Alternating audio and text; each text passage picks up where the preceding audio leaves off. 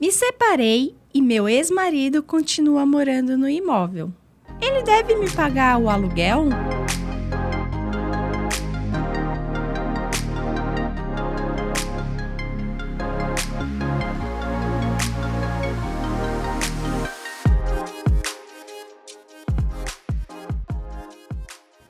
Olá, sou Fabiana Maia, jornalista do grupo SP Imóvel. Aqui comigo no bate-papo, a advogada Elaine Portela. Ela, que é especialista em direito imobiliário. Doutora, seja bem-vinda em nosso bate-papo. Obrigada, Fábio. Obrigada, Marcel, aqui por estar nesse momento aqui com vocês. Espero que eu possa hoje contribuir aqui com a área do direito imobiliário. Marcel, seja bem-vindo nesse bate-papo. Olá, Fabíola. Olá, doutora. Doutora, mais um assunto sobre divórcio.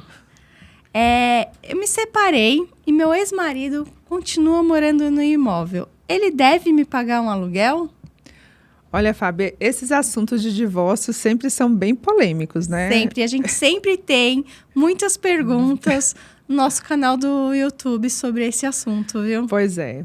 A gente sabe, né, que a questão do momento do divórcio, da separação, é que existem os grandes atritos, né? Afinal de contas, às vezes o casal constituiu ali um patrimônio durante o casamento e no momento da separação esse patrimônio ele precisa ser partilhado, né? Ou então ainda está no processo daquele vai e volta, né? Se sabe se vai voltar, se não vai voltar. Quem pagou, quem deixou de pagar, se ainda tem financiamento ativo ainda, quem que está pagando a parcela. E muitas vezes, né, esse imóvel fica na posse exclusiva de um única parte do casal. E aí é importante, né, a gente está trazendo aqui para o público que o patrimônio do casal, normalmente, na maioria dos casos, né, dos regimes de comunhão parcial de bens, que é o regime padrão, o imóvel é 50% de um, 50% do outro. Então, na verdade, o imóvel não é exclusivo de um marido ou da esposa. Então, aquele que, de fato, ficar na posse exclusiva do imóvel, ele teria que pagar uma porcentagem equivalente ao valor do aluguel da parte que não é proprietário. E como que é feita essa avaliação? Como que é o procedimento para chegar nessa cobrança direta? Na verdade, vamos falar um pouquinho a vida como ela é, né? Eu gosto muito de falar assim que normalmente é o que a gente vê. Quando, no caso, assim, o casal, né, está em um processo de separação, existem várias particularidades, né? Existem aqueles casos de que a mulher sai do imóvel por questão de agressões físicas, que já existe, inclusive, hoje, algumas questões de proteção em caso de violência doméstica, né? Existem casos que, por exemplo, vamos supor, é a mulher que fica no imóvel com os filhos, e aí já existe uma jurisprudência nesse sentido, de que quando você está ali no imóvel, né, também com a habitação dos seus filhos, aí não caberia a questão da cobrança do aluguel, porque você também está tendo a habitação do filho que é comum do casal, mas existe também, às vezes, quando o casal não tem filhos, né, e está ali naquele processo, e quem está na posse do imóvel, às vezes, tem uma condição melhor em relação ao pagamento das custas daquele imóvel, ou o imóvel está financiado. O que é importante a gente levar em consideração no momento que vai fazer essa avaliação é justamente essa questão de todos os custos que tem ali, né? E nesse caso específico é importante fazer uma avaliação com um corretor de imóveis, né? Uma pessoa especializada, para saber mais ou menos se aquele imóvel fosse alugado hoje na sua totalidade, qual seria a média de valor de aluguel. E dentro desse processo, né, se estipular quanto equivaleria ali aquela porcentagem da cota que a parte que não está na posse faria jus de receber. É importante a gente pontuar também que hoje a gente tem mecanismos, né, inclusive extrajudiciais, que podem ser utilizados, né, através dos cartórios de notas, onde você pode fazer o processo de divórcio, caso não exista nenhum litígio, muito mais rápido. Mas aí tem que ser amigável, né? E assim, exatamente. E é muito, muito mais barato para as duas partes, né? resolverem amigavelmente num cartório, né? Exato. Do que na justiça, porque senão tem que pagar advogado para 2 advogados, né? Um advogado para ingressar com a ação, né? Nessa pergunta em si, que ela está querendo receber um aluguel. E aí ela ingressa com uma ação e ele também terá que pagar mais um advogado, né? Aí, nesse caso, por exemplo, quando existe litígio, a justiça, infelizmente, seria o caminho mais adequado para poder resolver essa situação. Mas, muitas vezes, não existe o litígio. Existe, às vezes, as pessoas têm a falta do conhecimento que pode ser resolvido daquela situação. Outra questão que acontece muito, que eu que trabalho também muito com os bancos, que eu vejo, às vezes o casal ele adquiriu ali um imóvel através de um financiamento da Caixa Econômica. E aí a parte não tem condições de pagar a parcela da Caixa. E a outra parte tem condições, ela fica no imóvel porque ela está pagando parcela da Caixa, está pagando as despesas do imóvel. É importante a gente falar que, assim, num processo de divórcio, né, aqueles imóveis que estão financiados, as partes podem ir até o banco, fazer uma avaliação de crédito, para que ela fique exclusivamente responsável pelo pagamento das demais parcelas. É uma renegociação, né? Você vai, por exemplo, vamos supor, eu tenho lá 100 mil reais, que eu estou pagando em 100 prestações de 1.000, um exemplo, só a título de exemplo. E aí, nesse caso, vamos supor, eu quero ficar com bem. No momento da partilha, você vai partilhar o valor que não está no débito. Então, vamos dar um exemplo. O imóvel ele custa 200 mil reais e deve 100 mil reais ao banco. Então, o que se tem para partilhar é os 100 mil. Os 100 mil de financiamento não se partilha. Mas aí a pessoa está na posse e quer continuar na posse. Então, ela pode se dirigir àquela pessoa, o casal, né, que vai ficar na posse exclusiva, ela vai até o banco, ela informa para o banco que ela está em processo de separação, que ela comprou o imóvel na constância do casamento e ela pede que seja feita uma avaliação do imóvel, né, para poder ela continuar no imóvel pagando as prestações e ela poder ficar com o imóvel exclusivamente para ela. O que a gente vê na prática é que às vezes as pessoas não conhecem esse procedimento. E aí fica aquela questão. A pessoa fica no imóvel, fica pagando as prestações da Caixa, não faz a partilha da parte da outra parte, aí a outra parte começa a brigar porque ela queria um valor do aluguel. Enfim, fica como a gente fala, aquele imbróglio, né, de situação que poderia ser resolvido mais uma vez, sendo assessorada por um advogado que fosse especialista da área, que vai saber conduzir ali aquele procedimento. E assim evitar brigas futuras. E fazer o extrajudicial em cartório, resolvendo tudo de uma vez. Exatamente. Em poucas semanas. Então, nesse caso, nesse exemplo, a pessoa que vai ficar no imóvel, vamos supor, o melhor dos cenários, não na vida como ela é, mas o melhor dos cenários, ela vai ficar no imóvel, ela, na hora de fazer a partilha, ela acerta os 50 mil para outra pessoa, para a esposa, fica lá com o imóvel e continua com o financiamento após ir lá no banco. Exatamente. Tendo que renegociar no banco antes, né? Isso, exatamente. Para passar a titularidade, não é isso? Exatamente. Esses seriam os melhores dos cenários. Esse é o melhor dos cenários, mas infelizmente as pessoas não têm esse conhecimento. Sim. E aí por isso que fica, a pessoa que fica na posse, pagando a prestação, fica com o imóvel com um valor total, né? Acaba que a parte fica, mas você não me deu ainda a minha parte, então você paga um aluguel. E aí fica aquela discussão. E você pode resolver isso de uma forma simples. Doutora, vamos supor que a pessoa continuou no imóvel, é uma suposição.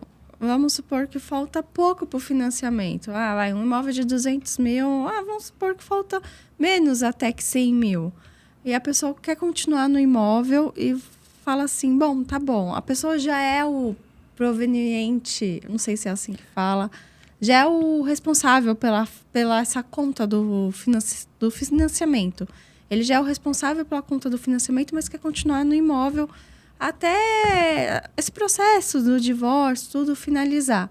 Ele pode continuar no processo e depois eles fazerem a partilha do imóvel total? Então, é importante a gente colocar essa questão.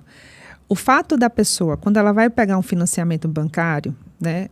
Por exemplo, tem um que sempre ganha mais do que o outro. Sim. Então, vai ser um titular, ou às vezes o outro nem trabalha. Sim. Apesar dele ser titular do financiamento, aquela questão dele ser titular do financiamento é apenas em relação à questão de quem está com a obrigação em relação ao pagamento daquela parcela. Mas o imóvel, ele é dos dois. Então, não é o fato do homem ou a mulher que está pagando a prestação que, pelo fato de ter sido feita a avaliação do crédito e ela ter sido a pessoa que tinha mais condições financeiras naquele momento de assumir aquela obrigação, que ela é a titular do imóvel como um todo. Então, isso é importante falar, porque, infelizmente, as pessoas não têm esse conhecimento. Acha que pelo fato de um ganhar mais e ter contribuído na questão da comprovação da renda como titular, ele teria mais direito do que o outro, mas não é. Ela, na verdade, às vezes ela se sente com mais direito porque ela pagou, só por ela ter pago as prestações durante, sei lá, 3 anos, 4 anos. Isso, mas dependendo do regime, isso não tem Não nada muda a ver. nada. Porque o fato de você ganhar mais, se você está casado ali no regime da comunhão parcial de bens, que é a maioria das pessoas, é dividido. Tanto faz. E eu já tive, Marcel e Fábio, uma situação de uma cliente que o marido era quem trabalhava, né? Ela, no caso, ficava em casa cuidando dos filhos, né? Ela não tinha renda. E pelo fato de ter sido ele que pagou a entrada, ele que pagava as prestações, na hora da separação ele disse assim, tchau. E ela saiu de casa achando que ela não tinha direito sobre aquele imóvel. E não é assim. Não é assim. Né? As duas partes têm o direito, dos dois. Então, assim, ela teria direito a 50% do imóvel do que foi quitado. E o que não foi quitado, ele pode comparecer até um banco e já que ele tem a renda, por exemplo, ele transfere o imóvel agora para ficar 100% para ele, pagando a parte que cabe a ela. E ele pode financiar essa parte, acredito eu, que ele consiga financiar também essa parte. Dependendo da questão da avaliação, renda, ele pode pagar essa parte que ele ficou devendo para ela através de financiamento, né? Seria um refinanciamento dobrado. Pode. Né? Mas ele também pode, se tiver faltando pouco para o financiamento acabar, ele pode continuar pagando o financiamento e depois eles fazerem a partilha do imóvel total. Pode. Isso é o que normalmente as pessoas fazem. Mas eu estou te dizendo que assim, o imóvel ainda fica atrelado aos dois. Sim. E aí, o que acontece na vida como ela é, né? A parte também quer receber a parte dela para poder comprar um outro imóvel. Sim. Ou, se ele também, uma coisa importante, eu gosto de falar disso porque é assunto que realmente as pessoas têm muitas dúvidas. Quando você faz esse procedimento, que a pessoa fica dentro do imóvel e ainda pagando as prestações, a outra parte ainda está vinculada ao financiamento. Então, se ele, por exemplo, atrasar, o nome dela vai para o SPC, tá?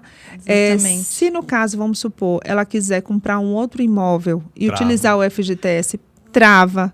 Então, a pessoa fica totalmente travada em função de uma outra que está ali no imóvel. Bem lembrado, doutora, exatamente. Então, é importante, separou, resolve as coisas como deve ser. De preferência, que seja feito no cartório extrajudicial e se não houver meios, né? Ir para a justiça, fazer o quê, né? Mas o ideal... Ciente que vai demorar muito e não vale a pena financeiramente para nenhuma das duas partes. Sempre tentar da forma extrajudicial. Doutora, aqui voltando um pouquinho para a pergunta do início, né? Vamos ao exemplo da mulher que se separou e o marido ainda está no imóvel, né? Se deve pagar o aluguel. Vamos ao exemplo do imóvel que já é quitado, não está financiado. É feito um cálculo, né, para saber quanto que ela vai ter de direito para pagar esse aluguel se ele continuar no imóvel. Os custos também é dividido, porque também vai ter IPTU desse imóvel, se for um apartamento condomínio, isso tudo também é feito essa divisão? Então, deixa eu te falar. Nesse caso aí, quando o imóvel é quitado, né, mais uma vez assim, por que motivo que a gente não vai fazer logo a partilha, né, e fazer essa divisão? E aí, muitas vezes, a parte diz assim, mas eu não tenho dinheiro para pagar a outra parte da pessoa, né? E aí, nesse caso, se for de anuência dela, ela pode, no caso, estipular um valor de aluguel dentro daquele valor específico, né? E fazer o cálculo também colocando a questão das custas. Então, vamos supor, quem trabalha no mercado imobiliário sabe, quando vai alugar um imóvel, diz assim, ó, o imóvel ele vale aí R$3.000 mais condomínio IPTU. Então, você vai calcular esse custo e vai assumir esse custo. Agora, sim, mais uma vez eu falo, às vezes por questão de informação, não tem o dinheiro para pagar os 50%, faz um financiamento e paga a parte da pessoa. Não pode a pessoa também ficar sem poder usar aquele direito que ela tem, das 50%, porque quem está sem a posse também fica prejudicado, né, de não poder utilizar esse valor para poder andar com sua vida. Então, existe hoje vários instrumentos, né, sem precisar briga, né, procurar uma pessoa que seja especialista para poder passar essas orientações de como é que proceder, sentar. Eu sou daquela premissa da paz. Eu primeiro, né, todos os meus clientes, eu sento na mesa primeiro para tentar resolver. E, às vezes, por falta de conversa, diálogo, as pessoas brigam sem necessidade. Sem necessidade. Às vezes é muito por falta de conhecimento, né? Da informação, né? Da informação, né? Ou a informação errada até mesmo, né? Porque até mesmo que a gente falou, eu acho que foi num vídeo anterior, que as pessoas falam que não vai sair do imóvel porque está com o filho menor de idade, que vai deixar de herança para o filho menor de idade. E isso é uma das informações erradas que as pessoas têm. Porque, mais uma vez, a gente fala, né? Não existe herança de pessoa viva. Então, no momento que está sendo feito o divórcio, a separação, o imóvel são dos pais. Não necessariamente você precisa entrar com um processo sucessório e dizer, não, isso aqui vai ser para os meus filhos. Não. As partes são proprietárias. As partes têm o direito de cada um receber sua cota parte e tocar a sua vida. Não é o fato de ser feito ali a separação daquele casal que todos vão ter que estar ali atrelados. Exatamente. E também a gente também já falou no vídeo aqui, o fato da sua cliente, né? Que o ex-marido estava pagando as parcelas do financiamento, na hora do divórcio, ela saiu. E se ela tivesse a informação correta, falava, não, é 50% meu, 50% seu. Exatamente. Obrigada, viu, doutora, pelos esclarecimentos. Foi muito bom tê-la aqui em nosso bate-papo. Eu que agradeço a oportunidade, a Fábio, a Marcel. Estou à disposição sempre que precisar. Quem quiser também ter mais informações sobre a área imobiliária, estou também à disposição. Deixa seus contatos, doutora. Então, quem quiser me seguir, eu tenho o meu Instagram, que é o @Elaine_Portela_ADV. Nesse Instagram, eu também compartilho informações sobre o direito imobiliário. Obrigada, Marcel, pela participação aqui no nosso bate-papo. Obrigado, doutora. E se você gostou desse vídeo, curta, compartilha, se inscreva em nosso canal. Se tem alguma dúvida, deixa aqui na descrição que pode virar um novo vídeo. Até o próximo!